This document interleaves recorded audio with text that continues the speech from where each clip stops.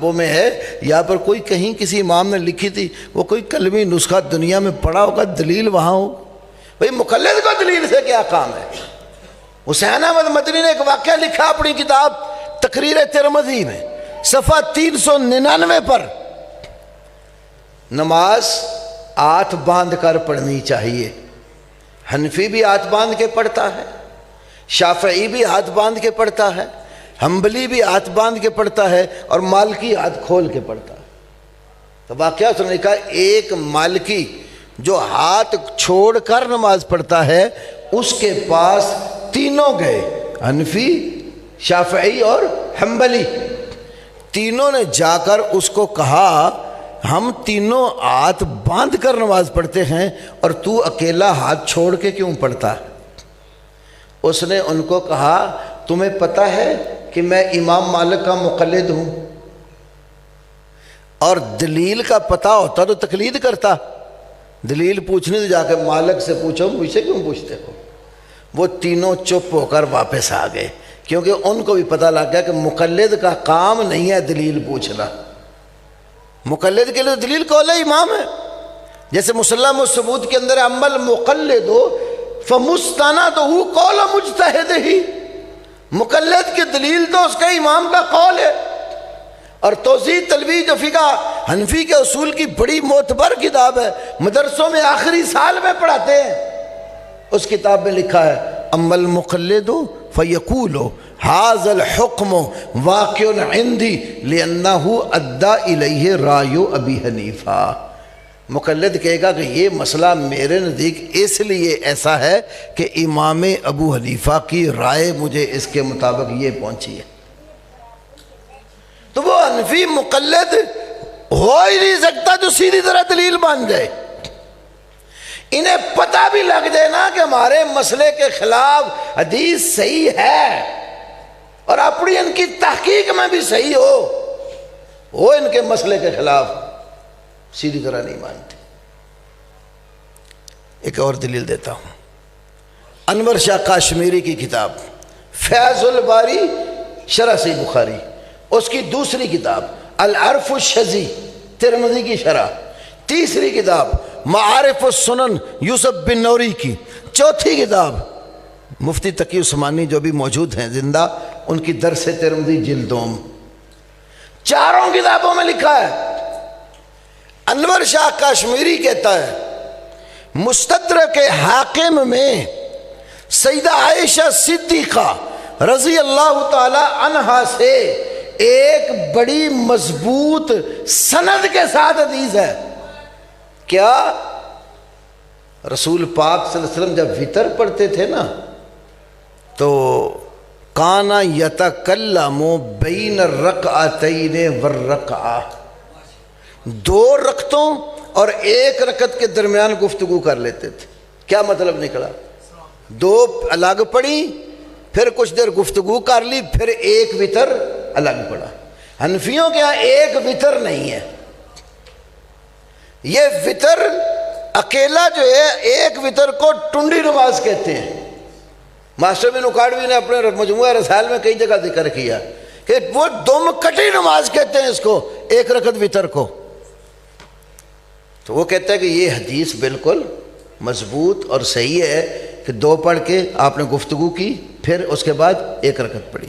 حدیث تو یہ ہے کانا یوتر ویتکلم بین رکعتین ورکعہ۔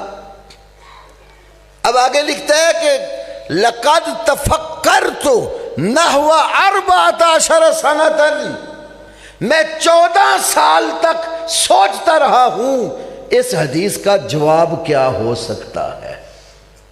14 سال سوچتے ہوئے گزار دی کہ اس حدیث کا جواب کیا ہو سکتا ہے، یہ تو ایک رکعت وطر پر بڑی واضح اور مضبوط دلیل ہے۔ پھر کہتا مجھے یہ تعجب ہے آج تک کسی شافعی نے اس حدیث کو اپنی دلیل کے لیے بھی پیش نہیں کیا، اور یہ بھی تعجب ہے کہ کسی حنفی نے آج تک اس کا جواب بھی نہیں دیا۔ یہ حدیثیں ماننے کے لیے نہیں پڑھتے، جواب دینے کے لیے پڑھتے ہیں۔ یہ علامہ محمد ایاد سندھی کی کتاب ہے تحفۃ الانام، تحفۃ الانام کے صفحہ 72 کے اوپر یہ ایک بات لکھی انہوں نے، کہتا ہے وَتَرَاهُمْ يَقْرَؤُونَ كُتُبَ الْحَدِيثِ، آپ ان حنفی کو، مقلدین کو دیکھتے ہو یہ حدیث کی کتابیں پڑھتے ہیں، وَيُطَالِعُونَهَا، حدیث کی کتابوں کا مطالعہ کرتے ہیں، وَيُدَرِّسُونَهَا، حدیث کی کتابیں پڑھاتے بھی ہیں۔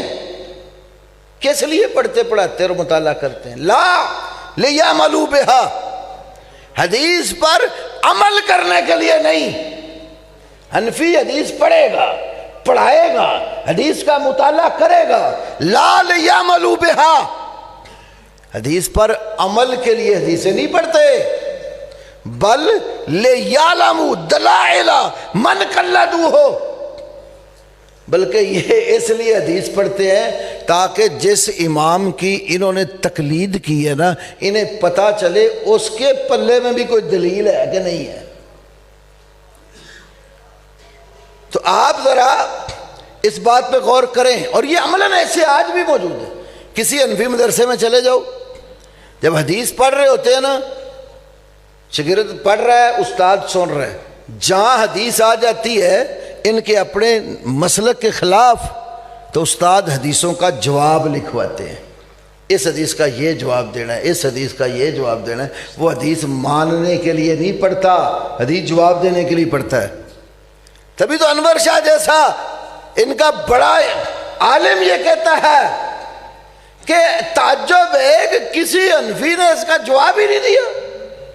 14 سال بعد کہتے ہیں ثم ثنى لي جوابًا، 14 سال بعد کہتے ہیں مجھے اس کا جواب سمجھ آیا۔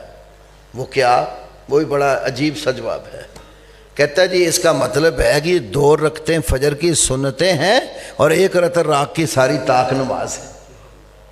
حالانکہ لفظ کیا ہے؟ کانا یوترو، آپ وطر ایسے پڑھتے تھے کہ یتکلم بین رکعتین والرکعہ، فجر کی سنتیں کہاں گھسیڑ لی بیچ میں، تو وطر ایسے پڑھتے تھے کہ 2 اور 1 میں کلام فرماتے تھے۔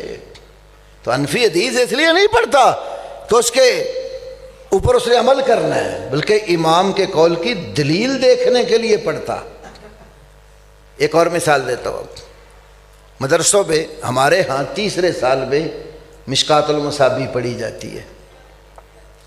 حنفیوں کے مدارس میں 8 سالہ جہاں نصاب ہے، 7ویں سال میں مشکات پڑھتے ہیں، 8ویں سال دورہ حدیث ہوتا، 7ویں سال کو وہ موقوف علیہ کہتے ہیں کہ اس پوری 7 سالہ تعلیم کے اوپر آگے دورہ حدیث کا دار و مدار ہے۔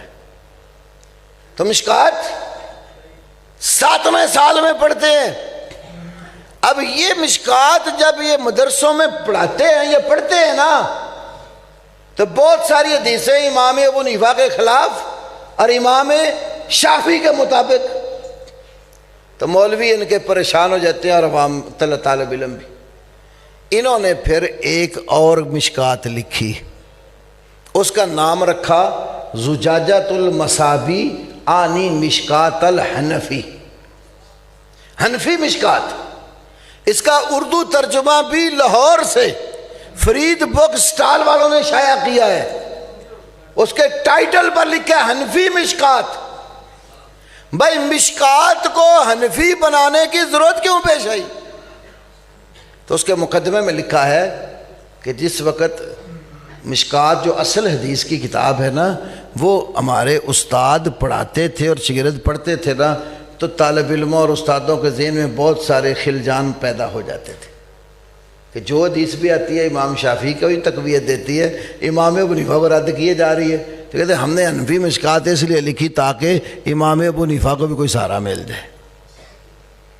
اسی طرح ہمارے ہاں قرآن کے بعد جس کتاب کو سب سے زیادہ مقام اور مرتبہ دیا جاتا ہے وہ امام بخاری کی صحیح بخاری ہے۔ اب صحیح بخاری کے مقابلے میں بھی ایک کتاب لکھی گئی، آپ کبھی جال حق یہ کتاب پڑھیں تو اس کے کئی جگہوں پر مفتی احمد یار خان گجراتی کہتا ہے صحیح البہاری میں یہ حدیث آتی ہے، صحیح البہاری، میرے مکتبے میں یہ کتاب موجود ہے، صحیح بہاری جتنی موضوع ضعیف منقطع جو ان کو فائدہ دیتی ہیں نا، گئی گزری روایات ہے، راوی کذاب اور وضاع قسم کے ہیں، سارے اکٹھے کر کے کتاب میں جمع کر دی روایتیں، نام رکھ دیا صحیح البہاری، کہ صحیح بہاری میں آتا ہے۔ کہتے تم بخاری کہو گے صحیح، تو وہ کہیں گے صحیح بہاری میں آتا ہے۔ تو یہ بہاری شریف بخاری کے مقابلے میں، مشکات کے مقابلے میں حنفی مشکات، کیا ضرورت پیش آتی ہے؟ اس سے سمجھ آتی ہے کہ ان کے پلے میں حدیث نام کی کوئی دلیل موجود نہیں ہوتی۔ اصل میں جو مسائل فقہ حنفی میں آ گئے ہیں، انہوں نے اس کے مطابق دلیلیں تراشنا شروع کی ہے تاکہ کچھ نہ کچھ سہارا کہیں سے ہمارے فقہی مسائل کو مل جائے۔